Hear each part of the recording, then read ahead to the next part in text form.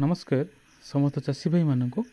आम ओडिशा फार्मिंग रे मैं आपको स्वागत करुच्ची। देखो आम फार्म आज third batch fast day start हो प्रथम दिन छुआ आज आम ये बैच आम 2450 छुआ पड़ो आम आप देखी थे आप फार्म रे फास्ट बर्निंग होता बर्निंग पर आमर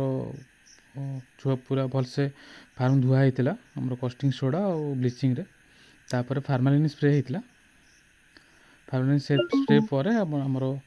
फार्म रे काठगुंड खेला होता काठगुंड खेलला आमर धान चोपा पड़ता पेपर दिखाई ता पूर्व आमर लिंब धुआं दि जाता फार्म भितर कटन टेका होगी तापर आमर पेपर परा सरला आमर ड्रिंकर सब खंजागला ड्रिंकर उपर आज छुआ छड़ा होती आमर फास्ट चीनी पानी दिखाई चीनी पानी आमर 3 घंटा पर आम पेपर फिट देवु पेपर फिट दे सारापर आम फिडर फिट देवु प्री स्टार्टर लगे सालीमार देखो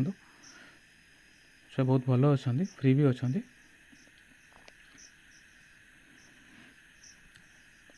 मोर एटा स्क्वायर बोर्डिंग हो चाहिए भी राउंड बोर्डिंग करें मत स्क्वायर बोर्डिंग टे सुविधा हुए से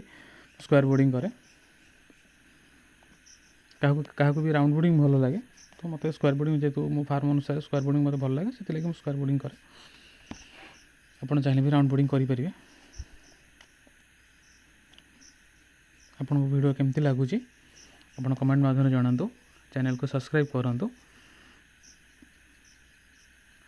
जदि जार मेडिसिन दरकार हो तो आम सहित कांटेक्ट कले आम मेडिसिन प्रोवाइड करदेबू यदि किसी जानापी चाहते तो कमेंट माध्यम जनातु मुझे चेष्टा करी जनाया आ फार्म सब वीडियो आप आम ओडिशा फार्मिंग आप पाइपर रोची नमस्कार।